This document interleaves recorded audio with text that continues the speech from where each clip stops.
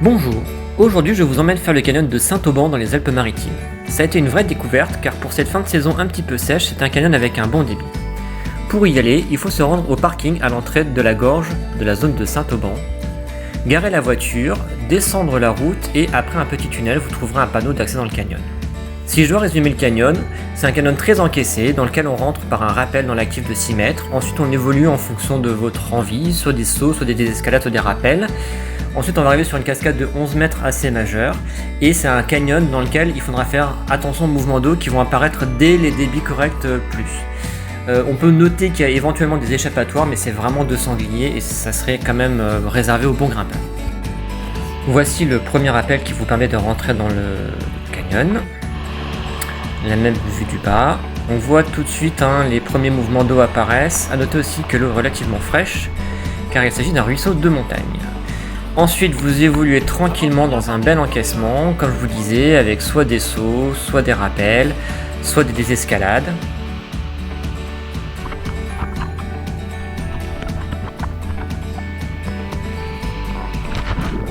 Nous, on a réalisé le canyon, on est parti à 10h30, on voit déjà que le soleil commence un petit peu à pointer le bout de son nez dedans. Comme vous le voyez, même entre deux gros obstacles, l'encaissement est toujours présent. Mais voilà, comme on voit ici, ça serait possible de rejoindre la route un petit peu en haut, en mode escalade. On alterne des parties très encaissées avec de la nage, avec des parties un petit peu plus ouvertes où la marche suffit. On peut éventuellement s'amuser comme ici, à passer sous les rochers. Il y a deux chatières dans ce canyon, donc on n'en a fait qu'une, celle-là là, qui est assez étroite, puisque j'ai un petit peu de mal à passer, comme vous pouvez le constater.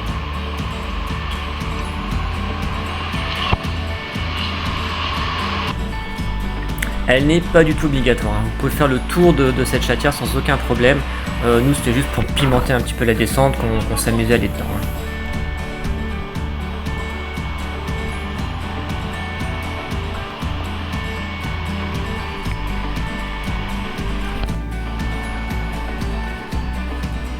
On arrive ensuite toujours dans une évolution, alors là on a décidé de poser le rappel.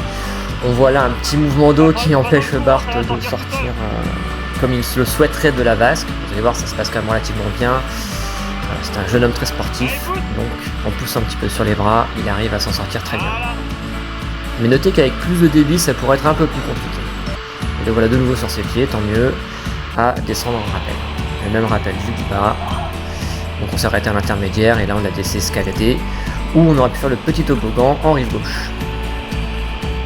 On arrive à la cascade de 11 mètres, donc nous on a décidé rive droite de passer dans l'eau. On aurait également pu passer hors eau rive gauche, voire même faire un saut. Mais il faut faire un énorme pas en avant, donc je vous le déconseille.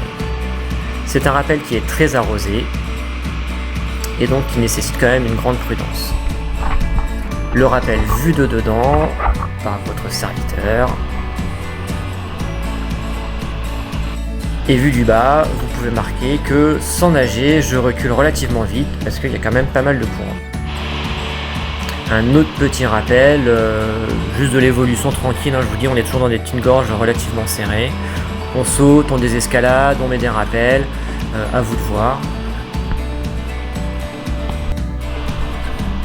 Donc là on arrive après le premier rappel à la fin, qui se termine par un très long bif, très sympathique. Vraiment parfait, c'est une belle nage, on a une belle eau. Là on voit la fin du bif avec les cascades de tout à l'heure. Ensuite, tranquillement, l'encaissement s'ouvre. On commence de nouveau à marcher et on arrive tranquillement sur la fin du canyon, que l'on voit donc dans pas longtemps ici. Voilà, avec la dernière vasque que vous pouvez prendre soit par le toboggan qui est ici, soit par la rive gauche en faisant des sauts que vous pourrez faire et refaire. Vous sortez ensuite du canyon au niveau de la flèche rouge, vous montez quelques petits peu, ça vous amène soit sur un parking où vous aurez mis votre deuxième voiture pour faire la navette, soit en remontant la route en serpentin qui vous ramène tranquillement à la voiture de départ. Pour ne rien rater de mes aventures, abonne-toi à ma page et surtout active les notifications.